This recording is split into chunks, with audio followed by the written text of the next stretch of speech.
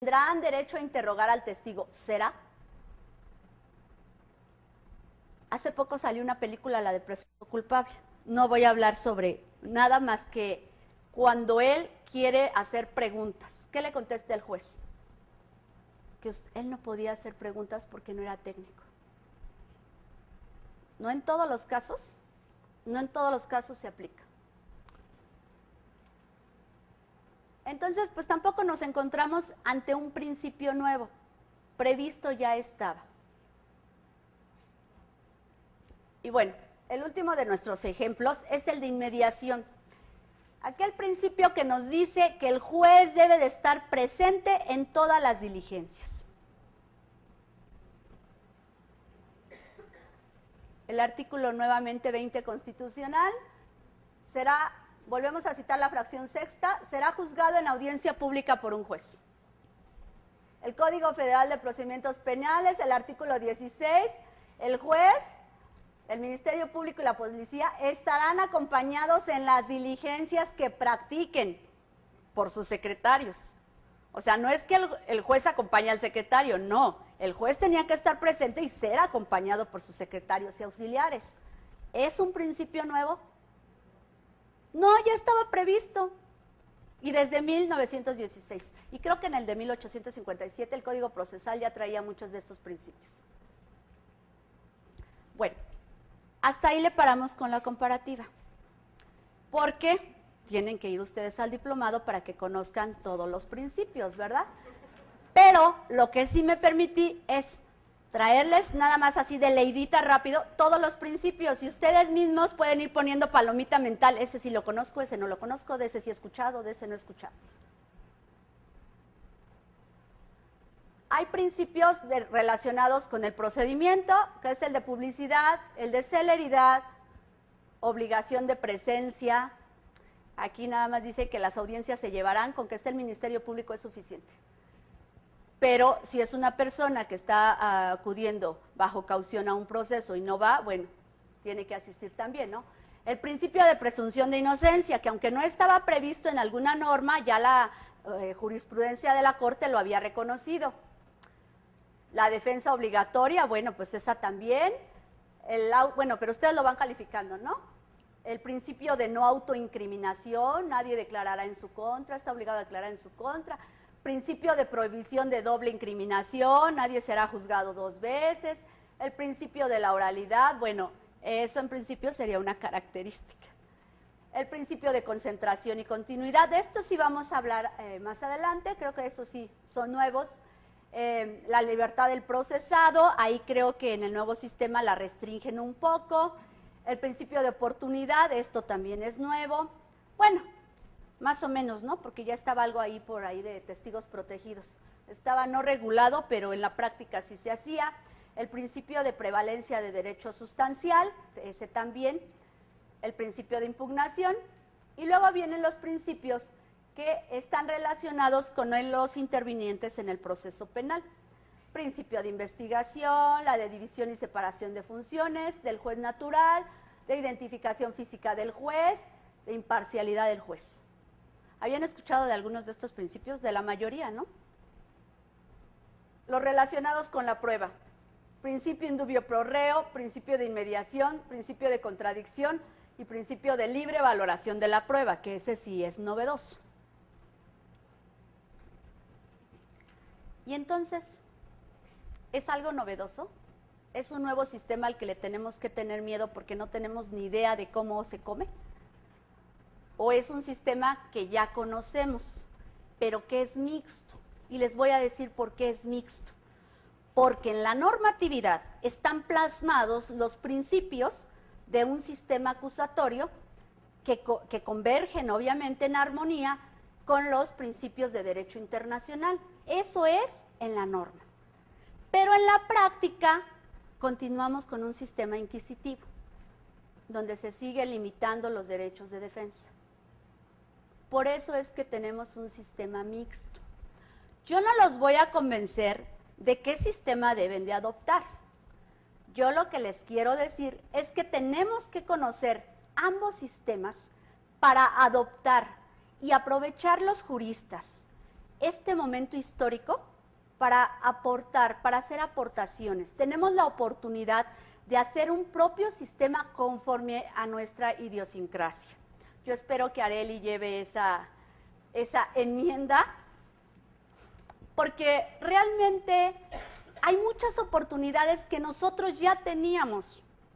Hay muchas garantías y derechos que nosotros fuimos adquiriendo a través de revoluciones, a través de manifestaciones, son derechos que se han ganado. Y el sistema acusatorio, desgraciadamente, como fue impuesto, limita muchos de ellos. Entonces, yo no les estoy diciendo que sea una maravilla el que nos impusieron. Yo les estoy diciendo que tenemos que prepararnos para poder hablar de ambos sistemas, para poder decir, hey, este sistema no está bien por esto y esto. Ay, perdón, pero aquí hay algo que me va a hacer que me caiga. Bueno, pues el sistema mixto entonces es el que todos conocemos, el que practicamos, ¿verdad?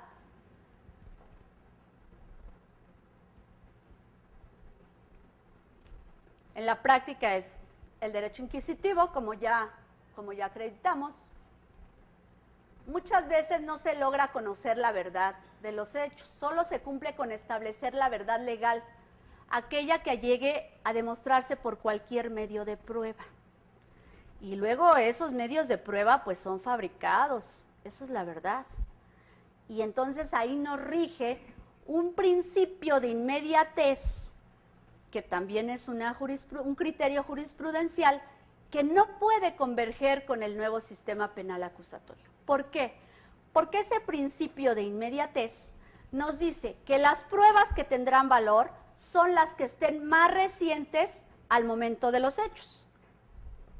Y si partimos de la base de que muchas de esas pruebas están fabricadas, están mal diligenciadas porque no hay ahí la contradicción de las partes, y aparte de eso se vulneran derechos de defensa, y aparte de eso ni siquiera fueron rendidas ante el juez, y resulta que al final nos va a dictar la sentencia un juez que nunca estuvo en esas diligencias primicias, que nunca estuvo en las diligencias de nuestro proceso, pero que si no hacemos una excelente defensa es muy difícil revertir. Esa es la problemática a la que nos enfrentamos.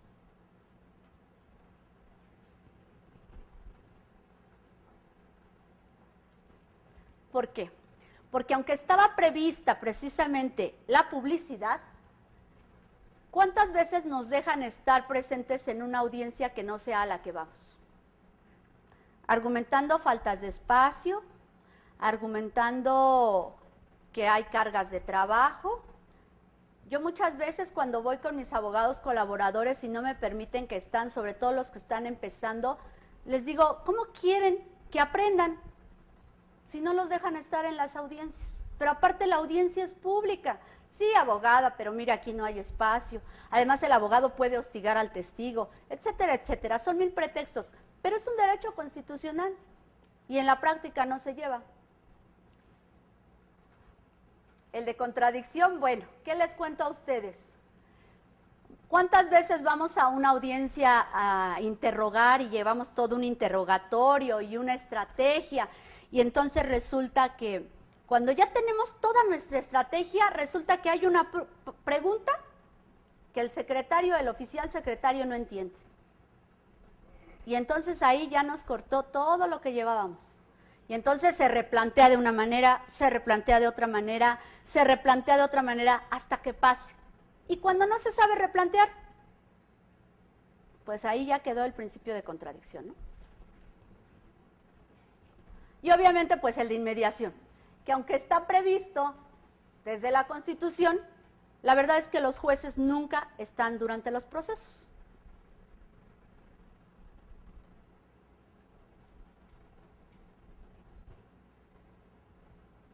El sistema mixto con apariencia de buen derecho realmente viola derechos, limita derechos de defensa.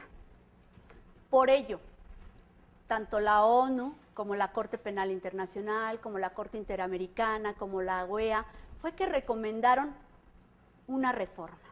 Y es precisamente con lo que agotamos el tema de la necesidad de la reforma. ¿Alguna pregunta respecto a este tema? ¿Algún comentario? ¿Algún desacuerdo?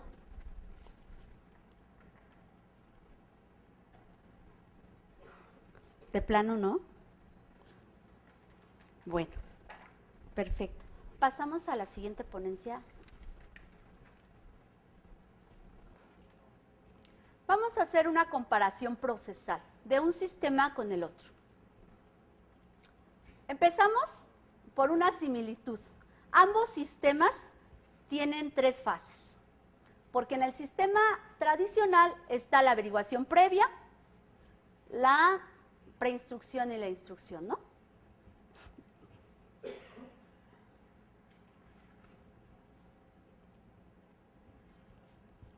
Así como está en el tradicional la averiguación previa, en el sistema acusatorio está la etapa inicial, que como ustedes deben ya de saber, tiene 2 fases, la informal y la formal.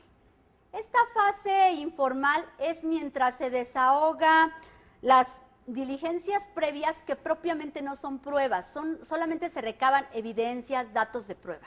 Esa es realmente esta etapa informal.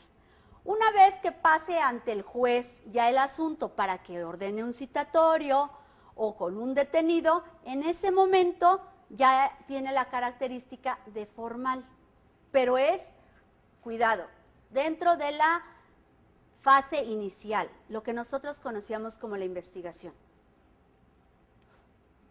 En el tradicional sistema tenemos la preinstrucción y aquí nosotros tenemos en el nuevo sistema la etapa intermedia, que es la etapa de preparación a juicio. Es la audiencia en donde se van a aportar pruebas y se van a desahogar pruebas. Perdón, no se van a desahogar, se van a admitir pruebas, ofrecimiento y admisión de pruebas, nada más, ¿sí? Y luego venía la etapa del proceso o instrucción. Y acá tenemos la etapa del juicio oral. Partiendo de esa base, exactamente son 3 fases en ambos procedimientos.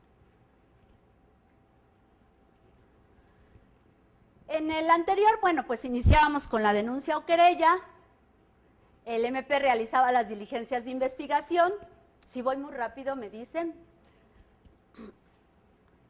el MP giraba citatorio al presunto responsable, hacía del conocimiento del presunto responsable la imputación,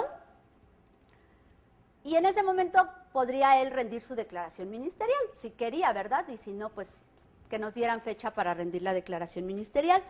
Y en ese momento empezaba el primer problema del abogado: conseguir las copias. Porque había veces que no nos prestaban el expediente. Y había veces que no teníamos todo el acceso al expediente. Y no hablemos de Siedo, porque en Siedo, mira, lo que pasa es que se te acusa de y te dan 3 renglones. ¿Sí? Ese era nuestro primer problema. Y entonces ahí venía un ofrecimiento de pruebas que podía ser por el denunciante, por el presunto responsable. Vean cómo esas pruebas se desahogaban siempre ante el investigador, ante el recolector. Y luego venía el desahogo de pruebas también por la parte del presunto responsable, si es que había tiempo, ¿verdad? Porque si estábamos con detenido, nos decían, tu cliente va a declarar en la 40 hora y en 1 hora ya se va, ya tengo la consignación, ya nada más es para tomarle la comparecencia. Oye, es que queríamos aportar testigos y lo que quieras, no se puede. Y no me quejo, o sea, yo comento los problemas cotidianos a los que se enfrenta el abogado, porque tendría que ser también otra clase para decirle cómo eso se puede saltar, ¿verdad? Finalmente, la averiguación terminaba con una determinación del Ministerio Público, que era una consignación. Obviamente, bueno, puede haber el no ejercicio, puede haber la reserva, pero para efectos del caso que estamos viendo, nos interesa la consignación, ¿sí? Vamos a ver nuestra fase inicial. Resulta que la fase inicial, como ya les dije, empieza con una denuncia o querella.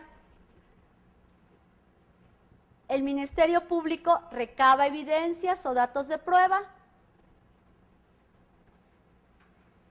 obviamente auxiliado por los auxiliares, valga la redundancia, y ahí el MP tiene que solicitar al juez de control, claro, siempre y cuando no sea detenido, que gire un citatorio al presunto responsable.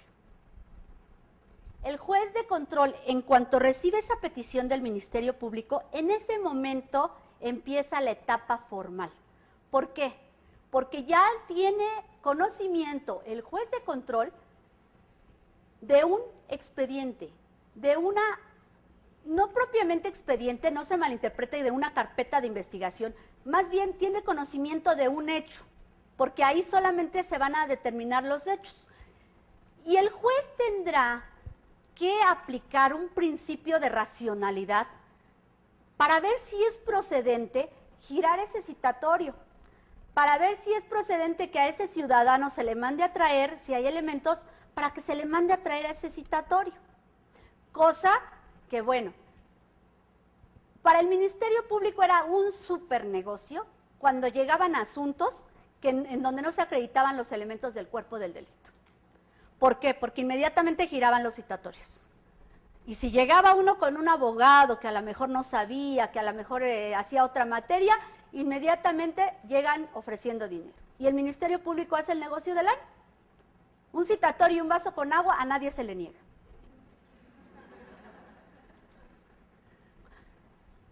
Una vez que el juez gire ese citatorio, va a venir la audiencia de control. Aquí vamos a hacer un paréntesis. Si es con detenido, obviamente el juez no va a girar citatorio. Y entonces, lo primero que va a hacer el juez es calificar la legalidad de la detención. Si esa persona fue detenida legalmente. Les quiero hacer un paréntesis para esta detención de legalidad sobre sus efectos que pienso abundar al final de esto. Bueno, una vez que ya está ahí la persona, en el supuesto de que se le haya calificado de legal la detención, esta persona va a pasar a la siguiente etapa. En este sistema hay una audiencia que a nivel internacional se llama la audiencia combo. ¿Por qué? Porque son varias audiencias pequeñitas en una sola. Son varios actos procesales en una sola y generalmente en la experiencia que yo he tenido internacionalmente tardan 10 minutos en hacer una audiencia. La audiencia combo, que incluye el control de la legalidad de la detención, que incluye la siguiente fase que es la formulación de la imputación. ¿Y qué es la formulación de la imputación? Bueno, es que ahora el Ministerio Público, delante del juez, me va a decir en qué consisten los hechos que se me atribuyen. Pero la mayor ventaja es que en ese momento el Ministerio Público, delante del juez, me va a dar copia de su carpeta de investigación. O sea que ya no voy a traficar con copias, ni voy a andar desesperada buscando dónde encuentro las copias. Me va a dar en ese momento la copia de la carpeta. Ni el juez tiene esa carpeta, porque el juez solo se basa con los hechos que dicen las partes. Hasta ahí el juez no tiene ninguna carpeta. Bueno, después de la formulación de la imputación, viene la etapa donde el juez va a señalar un plazo para una investigación. Esto lo va a hacer ante un mal llamado, que también abundaré al último, auto de vinculación a proceso. ¿Por qué? Porque en verdad ese auto a vinculación a proceso y que se nos hace tan grave, no es más que un auto de vinculación a una averiguación. Es un auto que nos dicen, oye, vas a ser investigado por tanto tiempo, nos vamos a quitar esas averiguaciones previas eternas. ¿Cuántos años duraban, licenciada Corona, una averiguación eterna? ¿Cuánto llegaba a durar?